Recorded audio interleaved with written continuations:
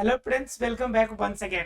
Friends, आज की class में हम लोग देखेंगे एक बीजपत्री एवं द्विबीजपत्री, इन दोनों प्रकार के पौधों के शारीरिक संरचना के बारे में। अर्थात क्या जानना है हमें? एक बीजपत्री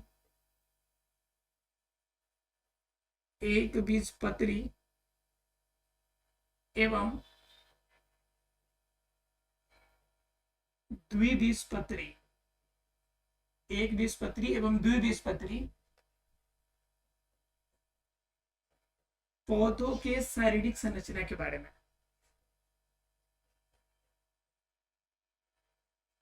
शारीरिक संरचना के बारे में हम लोग चर्चा करेंगे। ठीक है, आज का टॉपिक हमारा यही होगा कि एक बीजपत्री और द्विबीजपत्री पौधों के शारीरिक संरचना कैसा होगा। मतलब कि बॉडी के अंदर जो उत्तक होंगे, जो कोशिकाएं होंगे, वो किस रूप में अरेंज होंगे, कितने प्रकार की कोशिकाएं, कितने प्रकार के उत्तक पाए जाते हैं, ये तो हम लोगों ने पहले ही देख लिया था कि उनके जड़ों में, उनके तना में, उनके पत्तियों में कितने प्रकार की कोशिकाएं पाई जाती हैं, किस किस तरह से आपका क्या कहते हैं वो कार्य करती है, ये पहले ही हम लोगों ने जान लिया था। अब हम लोग को जानना है उनकी आंतरिक रूप में अरेंजमेंट, अर्थात की आंतरिक रूप में शरीर की संरचना बनती कैसे है, इनके बारे में जानना है। तो पहले हम स्टार्टअप करेंगे आज द्विबीजपत्री पौधों की जड़ों से। पहला हमारा टॉपिक क्या होगा आज का कि द्विबीज पत्री पौधों की जड़ें। क्या जानेंगे आज हम लोग? द्विबीजपत्री पौधों की जड़ें के बारे में चर्चा करेंगे। तो इनके जड़ों की चर्चा अगर करना हम लोग स्टार्ट करें तो क्या जानेंगे पहले हम लोग कि द्विबीजपत्री की जड़ें किस रूप में अंदर रहती है। तो ध्यान रखिएगा कि आपको पता होगा कि अगर जड़ का हिस्सा है, मैं इस कॉर्नर पे बना रहा हूं, मान लीजिए कि ये जड़ का हिस्सा हमने बना दिया, तो कंफर्म है कि जड़ में बाहर की तरफ आपका रोम निकले रहेंगे, रेशा की तरह निकला रहेगा बाहर की तरफ, जिसे हम लोग क्या कहते हैं, रूट हेयर या जड़ की रेशा, जड़ की बालें, जड़ की रोम, इसे क्या कहते हैं, रूट हेयर्स। बाहर की तरफ जो जड़ की तरफ जो रूम निकले रहते हैं, रेशा निकला रहता है, उसे हम लोग जड़ की रेशा कहते हैं। अब जड़ के रेशा के बाद इनके आंतरिक लेयर स्टार्ट होती है। ठीक है, अब आंतरिक लेयर में सबसे बाहरी जो लेयर होगा वो लेयर होता है आपका एपिडर्मिस का। कौन सा लेयर होता है? एपिडर्मिस का। कभी कभी क्या होता है कि एपिडर्मिस के ऊपर एक और परत पाई जाती है, जिसे हम लोग क्या कहते हैं, जिसे हम लोग क्यूटीन कहते हैं। कभी कभी इसके ऊपर क्या परत मिलती है, एक पतली सी परत चढ़ी मिलती है, जिसे हम लोग जानते हैं क्यूटीन के नाम से। किसके नाम से जानते हैं हम लोग? क्यूटीन के नाम से जानते हैं। क्लियर है? अब क्या होता है कि एपिडर्मिस है, एपिडर्मिस के बाद का जो अंदर वाला लेयर है, ठीक है, एपिडर्मिस के अंदर लेयर रहता है जो, ये लेयर क्या होता है हमारा, ये लेयर कहलाता है हमारा सिंपल या सामान्य कॉर्टेक्स। इसे हम लोग कहते हैं सामान्य कॉर्टेक्स। क्लियर है? अब क्या होता है कि सामान्य कॉर्टेक्स एपिडर्मिस के बाद का जो लेयर है, इसके बाद जो हिस्सा बनता है, वो हिस्सा क्या बनाता है, तो वो बनाता है आपका उसके अंदर वाला हिस्सा जो है, इसे हम लोग अंतस त्वचा भी कहते हैं, और इंग्लिश में इसे क्या कहते हैं, इंडोडर्म्स। क्या कहते हैं इसे? इंडोडर्म्स कहते हैं। बात समझ में आ रही है कि सबसे बाहर रूट हेयर होगा, और रूट हेयर के बाद जो आपका बाहरी परत होगा, एपिडर्मिस का परत होगा। फोटो ज्यादा महीन दिख रहा है क्या? थोड़ा सा बड़ा कर देते हैं।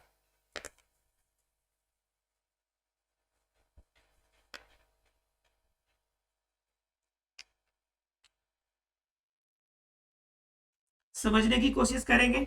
मान लीजिए कि हमने जड़ का एक काट लिया है, और जड़ के काट को हम इसके माध्यम से समझने की कोशिश करते हैं। ये जड़ का हिस्सा है, ठीक है, और इन लेयर को समझते हैं।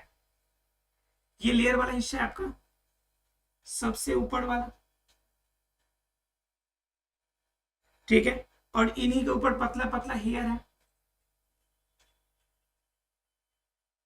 ठीक है, तो ये बाहर वाला जो हेयर दिख रहा है, तो इस बाल को हम लोग क्या कहेंगे, इन बालों को हम लोग कहेंगे रूट हेयर। क्या कहेंगे इसे, रूट हेयर्स। क्लियर। उसके बाद जो ये मोटा मोटा लेयर दिख रहा है आपको, ये है आपका एपिडर्मिस वाला, जिसे हम लोग अधस त्वचा भी कहते हैं, एपिडर्मिस। ठीक है, बाह्य त्वचा भी कहते हैं इसे। ठीक है, उसके बाद जब ये एपिडर्मिस का लेयर होगा, तो उसके बाद का मध्य वाला भाग जो होगा, ये वाला हिस्सा जो बीच में इसके बाद आएगा, तो ये हिस्सा आपका होगा कॉर्टेक्स का। कौन वाला कॉर्टेक्स, तो सामान्य कॉर्टेक्स। कॉर्टेक्स को हम तीन प्रकार आपको बताए थे, बाहर वाला, अंदर वाला और बीच वाला। तो बीच वाला हमारा क्या है, सामान्य कॉर्टेक्स है, जो मैंने बताया था कि संवहन बंडल को मेन मदद ही करता है आपको, सामान्य कॉर्टेक्स।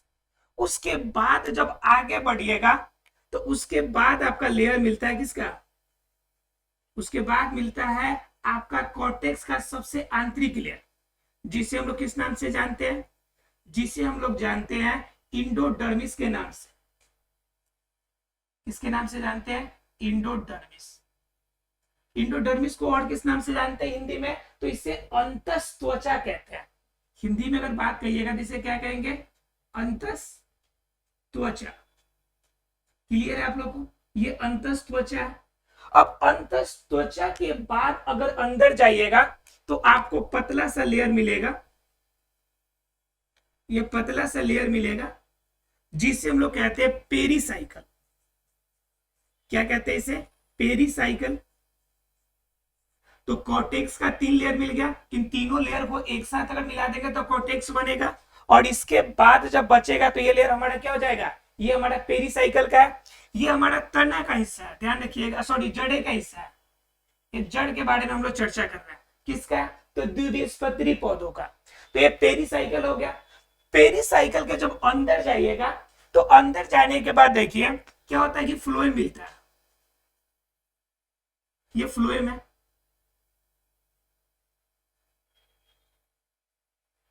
ये फ्लोएम है, ठीक है, ये स्ट्रक्चर हमारा कहलाता है फ्लोएम।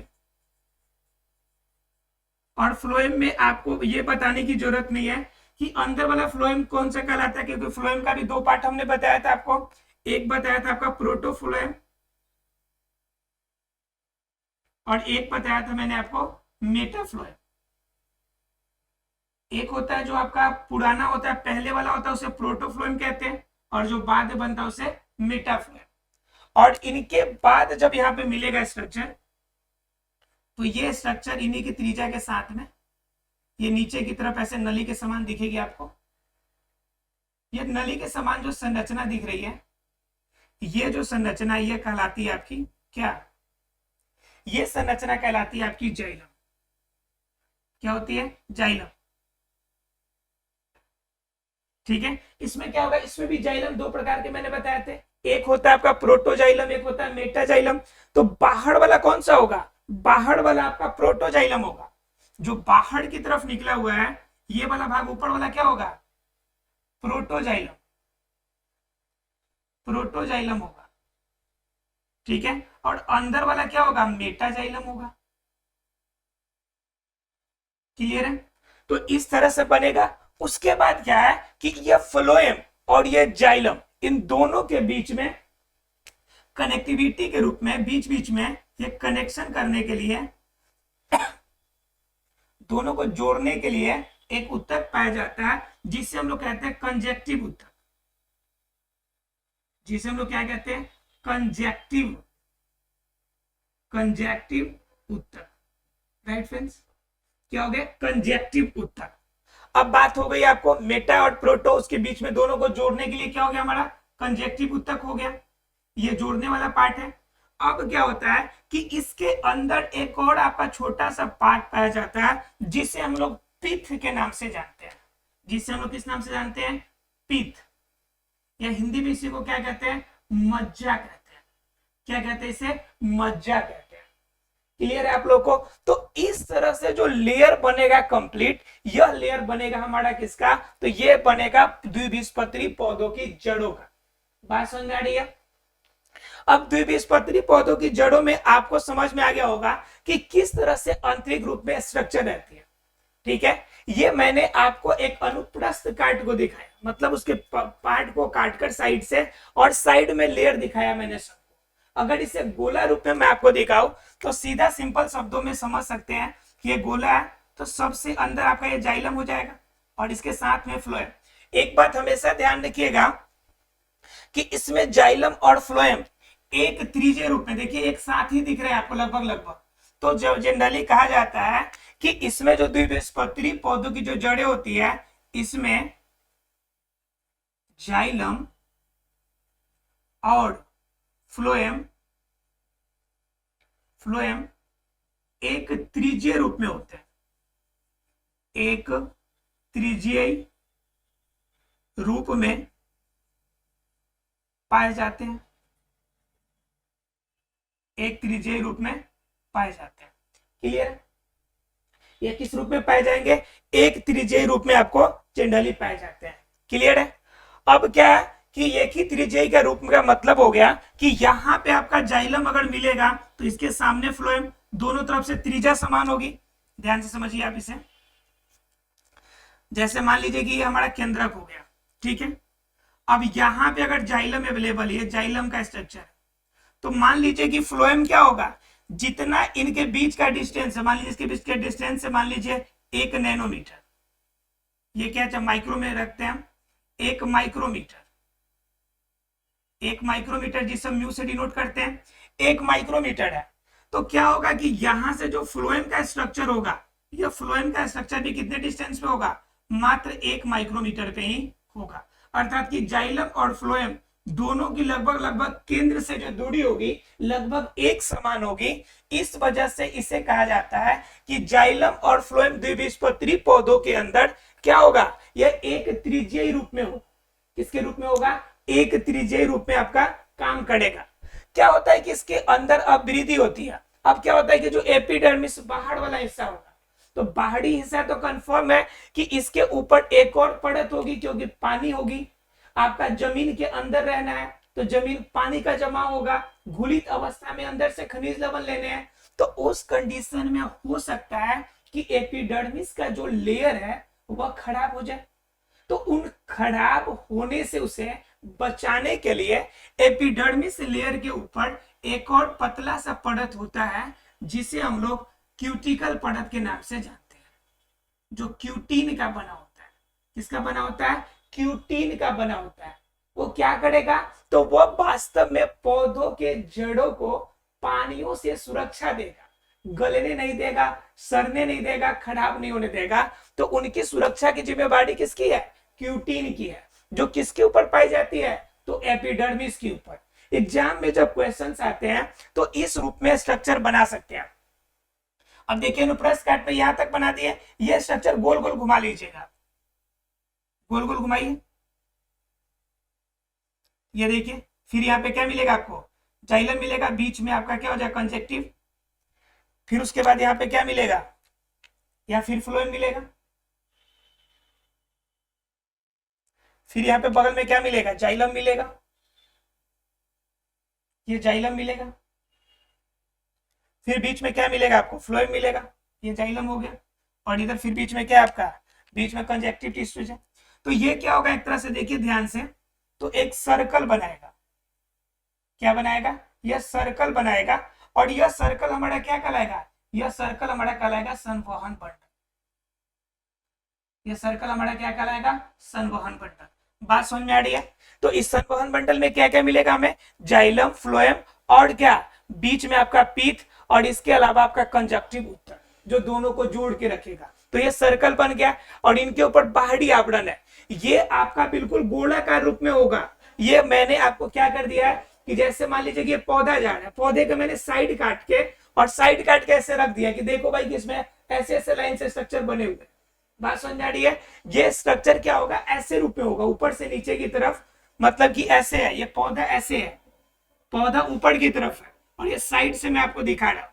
बात समझ में आ रही है? तो इस तरह से इनके लेयर्स को आप देख सकते हैं। आपको हालांकि मैं माइक्रोस्कोप से भी दिखाने की कोशिश करूंगा कुछ पौधों के पार्ट के, ठीक है, जिसमें आप और आसानी से समझ सकते हैं। यहां तक क्लियर है सब किसी को? एग्जाम में जनरली क्वेश्चन आता है कि आप बताइए कि द्विबीजपत्री पौधों की जड़ों की संरचना के बारे में बताइए। तो ये लेयर अगर आप बना देते हैं तो आसानी से 5-10 लाइन लिख सकते हैं। इसमें लिखेंगे कि बाहरी परत के रूप में एपिडर्मिस हो गया, इसके ऊपर क्यूटीन की परत। एपिडर्मिस के अंदर कौन कौन से टिश्यूज पाए जाते हैं, तो एस्क्लोडेनकाइमा मेनली पाया जाता है। सामान्य कॉर्टेक्स के अंदर क्लोरेनकाइमा की मात्रा ज्यादा होती है, जिनके वजह से थोड़ा सा लचीलापन आता है।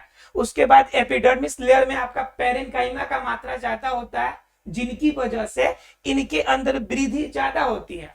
ठीक है, और यहाँ पे उसके बाद बताएंगे कि जाइलम और फ्लोएम की बात करेंगे। तो यहाँ पे देखेंगे प्रोटोजाइलम ऊपर की तरफ है और आपका मेटाजाइलम अंदर की तरफ है। तो क्या होगा कि ऊपर की तरफ विकास ज्यादा करेगा और केंद्र की तरफ ये बढ़ते जाएगा। ठीक है, लेकिन आपका फ्लोएम क्या करता है, फ्लोएम का मैंने हमेशा बताया था कि हमेशा इसका विकास अभिकेंद्री होता है। इसका विकास कैसा होता है, अभिकेंद्री। तो अभिकेंद्री का मतलब क्या होता है, जिनका विकास केंद्र की तरफ हो, मतलब ऊपर नया विकास करे और वृद्धि किधर करे, केंद्र की तरफ वृद्धि करेगा, तो उससे हम लोग कहते हैं अभिकेंद्री। याद रखिएगा इसे। फ्लोएम कैसी वृद्धि करता है, तो अभिकेंद्री वृद्धि करता है, अभिकेंद्री वृद्धि करता है। क्लियर है आप लोग को। अब क्या होती है कि आप देखेंगे कि इसके अंदर आपका ये द्विबीजपत्री का मैंने बताया, तो द्विबीजपत्री और एक बीजपत्री में क्या डिफरेंस है, तो वो जान लीजिए आप। तो द्विबीजपत्री का स्ट्रक्चर जो होता है एक बीजपत्री का बिल्कुल समान होता है, दोनों में कुछ कमियां होती हैं। जैसे इनके अंदर क्या होगा, जाइलम, फ्लोएम और कंजेक्टिव टिश्यू क्या करेंगे, बार बार विभाजन करेंगे और इनके अंदर द्वितीयक वृद्धि होगी। यह जो आपका द्विबीजपत्री है, इनमें द्वितीयक वृद्धि भी होती है। इनमें क्या होती है, द्वितीयक वृद्धि भी होती है। ठीक है, उसके बाद क्या, इनके अंदर संवहन जो बंडल होते हैं, संवहन बंडल की मात्रा कम रहती है, अर्थात कि कम होती है, यानी 3-4 ही रहती है, ज्यादा नहीं रहती है, कम रहती है। क्लियर है। लेकिन अगर वहीं पे चले जाइएगा एक बीजपत्री के अंदर, तो एक बीजपत्री में डिफरेंस क्या हो जाएगा आपको, एक बीजपत्री पौधों में, ठीक है, एक बीजपत्री पौधों की जड़ में डिफरेंस क्या आ जाएगा वो देखिए। तो इसमें क्या होगा कि इसमें संवहन बंडलों की संख्या बढ़ जाएगी, संवहन बंडलों की संख्या बढ़ेगी, संख्या बढ़ जाएगी। उसके बाद क्या, संवहन बंडल की संख्या के साथ में इनमें द्वितीयक वृद्धि नहीं होगी, इनमें द्वितीयक जो वृद्धि होती है वो नहीं होगी, यानी जाइलम फ्लोएम के अंदर जो द्वितीयक वृद्धि होती है वो द्वितीयक वृद्धि होने वाली नहीं है। तो ये सारी चीजें आपको कहां देखने की मिलेगी, एक बीजपत्री पौधे के अंदर। और द्विबीजपत्री के अंदर क्या मिलेगी कि इनके अंदर संवहन बंडल कम, लेकिन वृद्धि कैसी होगी, द्वितीयक वृद्धि भी इनके अंदर होगी। ये क्लियर है आप लोग को। अर्थात कि एक बीजपत्री और द्विबीजपत्री के अंदर जड़ें किस रूप में होती है, ये क्लियर हो गया। अब कभी कभी एक वर्ड आ जाता है रंभ, कि रंभ क्या है। तो ध्यान रखिएगा कि आपका पेरिसाइकल, संवहन बंडल और कॉर्टेक्स, इन पूरे आवरण को जब एक साथ मिला दीजिएगा ना, तो इसी को हम रंभ कहते हैं। क्या कहते हैं इसी को, रंभ। मतलब पेरिसाइकल को हिंदी में हम क्या कहेंगे, तो पेरिसाइकल को हिंदी में कहते हैं परिरंभ। क्या कहते हैं, परिरंभ। तो क्या हो गया, कॉर्टेक्स, परिरंभ और संवहन बंडल, तीनों के सम्मिलित रूप, ऊपर लिख देते हैं। रंभ क्या है, तो रंभ संवहन बंडल, संवहन बंडल प्लस क्या, संवहन बंडल के साथ है पेरिसाइकल, अर्थात कि परिरंभ, परिरंभ आप प्लस में ये तीनों लेयर आपका कॉर्टेक्स वाला, प्लस में कॉर्टेक्स, इन तीनों के जब सम्मिलित रूप कीजिएगा तो हमें क्या बनेगा, रंभ बनेगा। क्या बनेगा, रंभ बन के तैयार होगा। ये क्लियर है आप लोग को। अर्थात कि एक बीजपत्री और द्विबीजपत्री के अंदर जड़ों का स्ट्रक्चर इसी रूप में रहता है। ये अगर क्लियर है तब हम लोग जानेंगे कि आपका एक बीजपत्री और द्विबीजपत्री के अंदर तना कैसे बनती है। ठीक है, तना का निर्माण किस रूप में होगी, ये क्लियर है सब आप लोग को। अब जरा देख लेते हैं हम लोग इसके बारे में, तना के बारे में। ठीक है,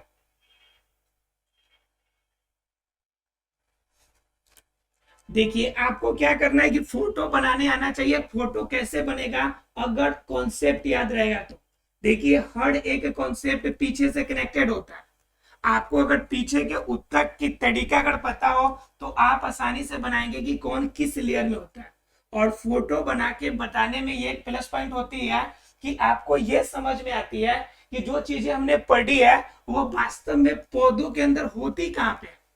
थ्योरी पढ़ना अलग चीजें होती है और प्रैक्टिकल ज्यादा होती है, अलग चीजें होती है। इसलिए जनरली आपका ये जितने भी साइंस की सेक्टर होते हैं उनमें प्रैक्टिकल ज्यादा करने की आवश्यकता पड़ती है, ठीक है। और प्रैक्टिकल के मार्क्स भी दिए जाते हैं। और हम लोग क्या करते हैं, प्रैक्टिकल की कॉपी किसी से चुरा लिए और उसी में से कॉपी करके हमने जमा कर दिया, पैसे देकर नंबर बढ़वा लिए, तो फिर प्रैक्टिकल आपके बदले में करेगा कौन, ये प्रॉब्लम हो जाती है।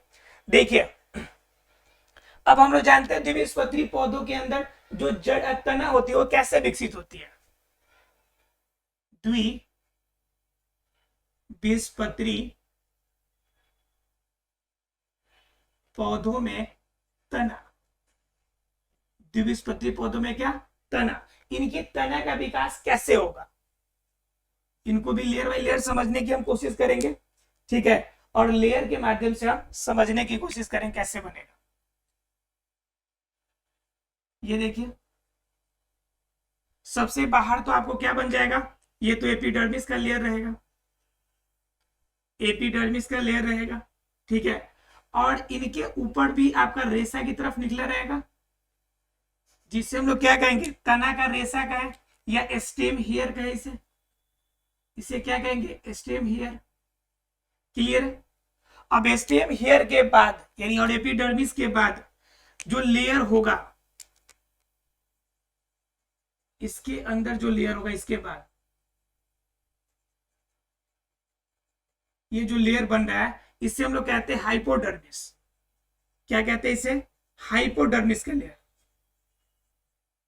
हाइपोडर्मिस का लेयर बनेगा। और हाइपोडर्मिस के जब अंदर जाइएगा, हाइपोडर्मिस से अंदर जब लेयर जाएंगे आप, हाइपोडर्मिस के लेयर अंदर जब आप जाते हैं तो आपको क्या मिलेगा, ये एपिडर्मिस मिल गया, हाइपोडर्मिस मिल गया। हाइपोडर्मिस के अंदर जाइएगा तब यहां पे आपको मिलेगा जेंडल, सामान्य कोटेक्स। और सामान्य कोटेक्स हिपिडर्मिस, उसका सामान्य कोटेक्स, और सामान्य कोटेक्स के अंदर आपका इंडोडर्मिस का लेयर होगा। किसका लेयर होगा, इंडोडर्मिस का लेयर। क्लियर है, ये कौन सा लेयर आपका, इंडोडर्मिस या अंतस्त्वचा, इंडोडर्मिस का लेयर हो गया। अब ये 3 लेयर हो गया और तीनों लेयर के बाद इनकी सुरक्षा करने के लिए एक कवच होगा, एक सुरक्षा कवच होगा जिसे हम लोग कहते हैं पेरीसाइकल। क्या कहते हैं, पेरीसाइकल। क्लियर है। पेरीसाइकल के बाद इनके तना के अंदर लेयर में क्या बढ़ेगा कि जाइलम और फ्लोएम की बारी आती है इसमें। ये फ्लोएम का लेयर होगा,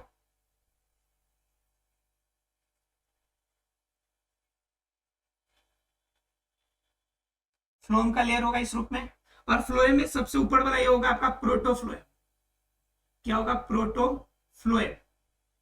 क्लियर। ये क्या होगा आपका, मेटाफ्लोएम, मेटाफ्लोएम। क्लियर है।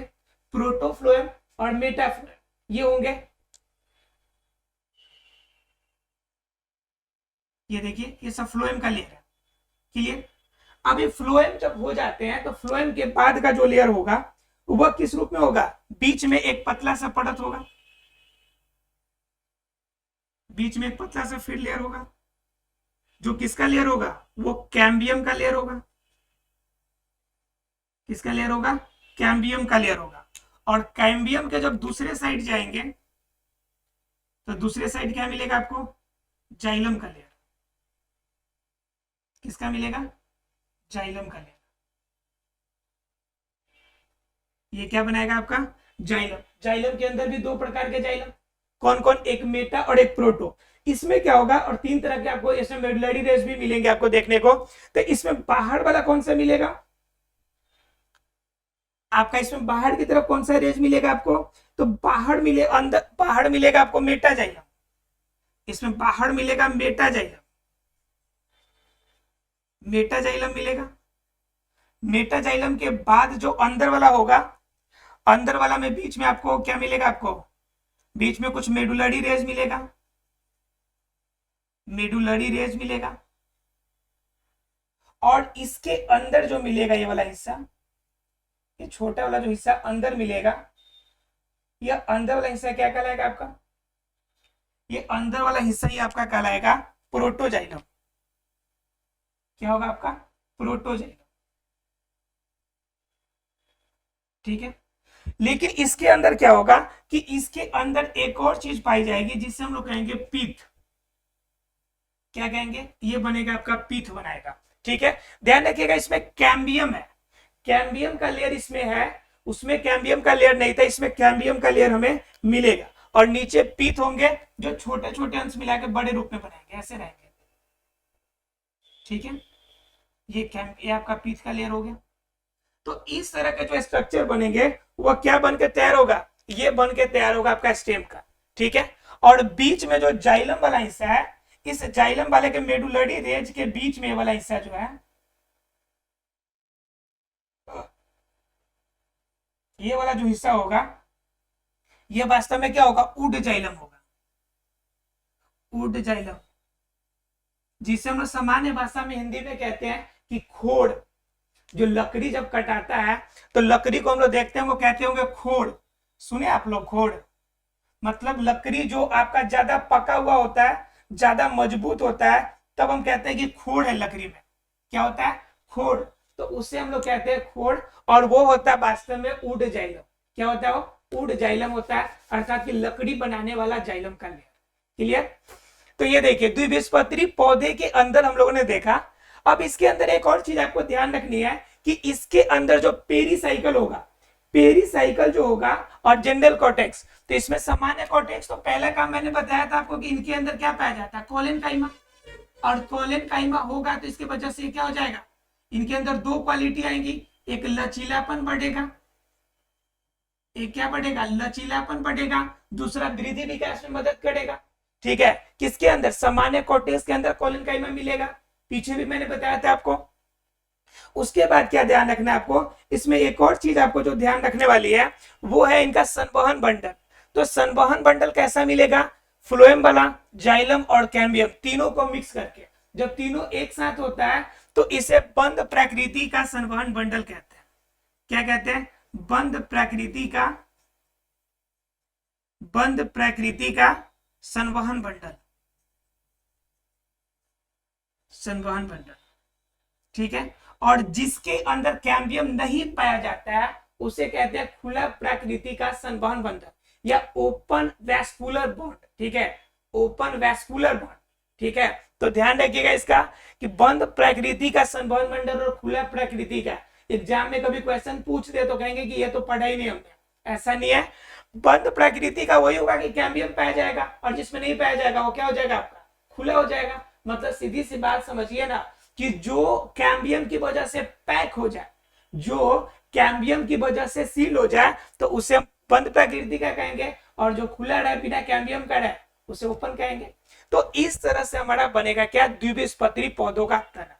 ठीक है, जिसमें ये लेयर होंगे, सबसे बाहर है स्टेम लेयर, फिर एपिडर्मिस का हाइपोडर्मिस, फिर इंडोडर्मिस, फिर पेरीसाइकल, फिर आपका क्या होगा फ्लोएम, फ्लोएम के दो लेयर, फिर कैम्बियम, उसके बाद आपका जाइलम में 3 लेयर, मेडुलरी रेज, मेटा आपका मेटाजाइलम, प्रोटोजाइलम और आपका उड जाइलम, और सबसे अंदर रूप में रहेगा वह पीत रहेगा। इस तरह से तना का स्ट्रक्चर बनेगा। आशा फ्रेंड्स तना का स्ट्रक्चर क्लियर हो गया होगा। और जड़ की, इसे हम लोग अगले क्लास में देखेंगे, उसके आगे पत्तियों के स्ट्रक्चर के बारे में। इसे स्ट्रक्चर बनाना आप अरेंज करके सीख लीजिए, और इसे फेयर कॉपी में एक तरह से जरूर बनाइएगा ताकि इसे समझने में आसानी रहे, क्योंकि इसी लेयर के हिसाब से एग्जाम में आपके लिए हेल्पफुल होगा। चलिए मिलते हैं अगले क्लास में।